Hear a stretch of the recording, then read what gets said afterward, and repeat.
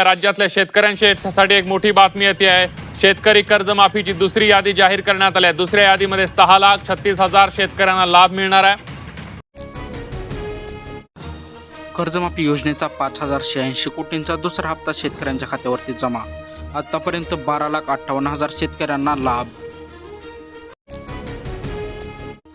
पुण्यश्लोक अहिल्यादेवी होळकर शेतकरी कर्जमाफी योजनेअंतर्गत राज्यातील 6,36,000 शेतकऱ्यांच्या खात्यावर 5,087 कोटींचा दुसरा हप्ता जमा करण्यात आला आहे।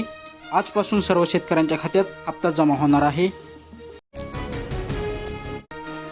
शेतकऱ्यांना द्यायला 5,000 कोटी नाहीत हे सरकार आहे की काही? माजी कृषी मंत्री माणिकराव कोकाटे यांचा सरकारला घरचा अहेर। राज्य सरकारने नागपूर मुंबई समृद्ध महामार्गासाठी 75,000 कोटी रुपये खर्च केले। शक्तीपीठ महामार्गासाठी 1,00,000 कोटींची घोषणा केली। तुम्ही शेतकऱ्यांसाठी काय दिले?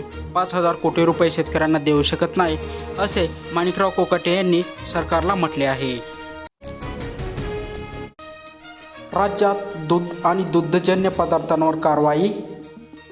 सुरक्षित अन्न सुरक्षित महाराष्ट्र अभियानांतर्गत अन्न व औषध प्रशासनाने राज्यभर दूध व दूधजन्य पदार्थांच्या गुणवत्तेची तपासणी सुरू केली आहे। या विशेष मोहिमेत 7,332 लिटर दूध, 104 किलो दही आणि 88.4 किलो क्रीम जप्त करण्यात आली आहे।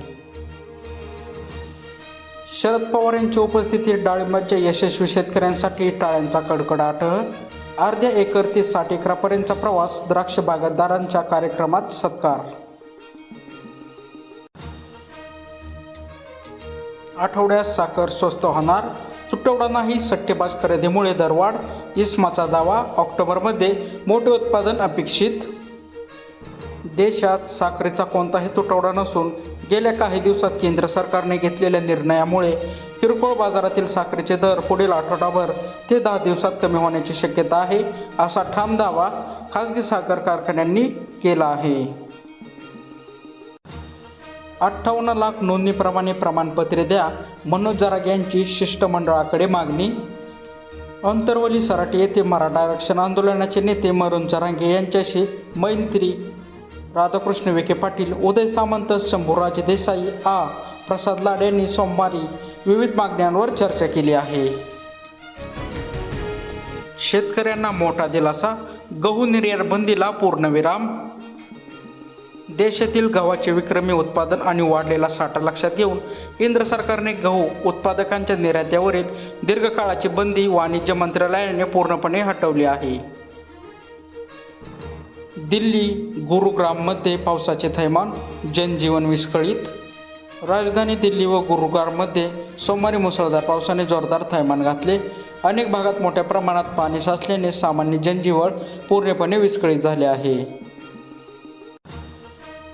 विना अनुदानित शाळेतील शिक्षकांना दिलासा, सर्वोच्च न्यायालयाचा महत्त्वपूर्ण निर्णय, सुधारित वेतन श्रेणीचा हक्क।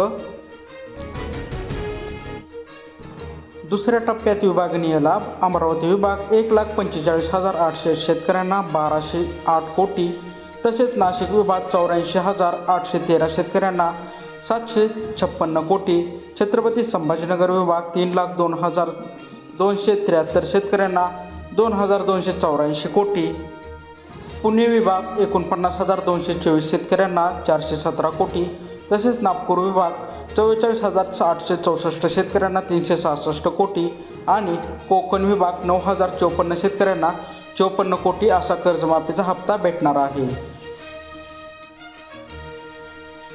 तिजोरीवर पहिला अधिकार शेतकऱ्यांचाच, एकनाथ शिंदे यांचं म्हणणं। कर्जमाफीचा शब्द टप्प्याटप्प्याने पूर्ण करणार असे एकनाथ शिंदे यांनी म्हटले आहे। कर्जमाफीचा दुसरा हप्ता जमा, आपले आश्वासन पूर्ण करण्यात येत आहे। तांत्रिक अडचणी किंवा ई-केवायसी प्रक्रियेमुळे वंचित राहिलेल्या उर्वरित पात्र शेतकऱ्यांची तिसरी यादीही लवकरच जाहीर होणार आहे। लाडक्या बहिणींसाठी महत्त्वाची खुशखबर, लाडक्या बहिणींसाठी 344.74 कोटींचा निधी। मुख्यमंत्री माझी लाडकी बहीण योजनेअंतर्गत अनुसूचित जाती घटकातील पात्र लाभार्थी महिलांना जुलै 2026 महिन्याचा आर्थिक लाभ देण्यासाठी राज्य शासनाने 344.74 कोटी रुपयांचा निधी वितरित करण्यात कालपासून सुरुवात झाली आहे।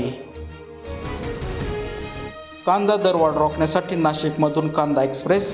देशातील कांद्यांचा पुरवठा वाढवण्यासाठी आणि हंगामी दरवाढीला आळा घालण्यासाठी केंद्र सरकारने नाशिक येथून कांदा एक्सप्रेस नामक विशेष रेल्वे गाड्यांमार्फत प्रमुख ग्राहक केंद्रांपर्यंत कांद्याचा मोठा साठा पोहोचवण्याचा निर्णय घेतला आहे. तर शेतकरी मित्रांनो, ह्या होत्या आजच्या ताज्या 40 ताज्या बातम्या. चॅनलवर जर नवीन आला असतात तर चॅनलला सबस्क्राईब करायला विसरू नका. अशाच बातम्या जाणून घेण्यासाठी चॅनलला सबस्क्राईब करा. धन्यवाद.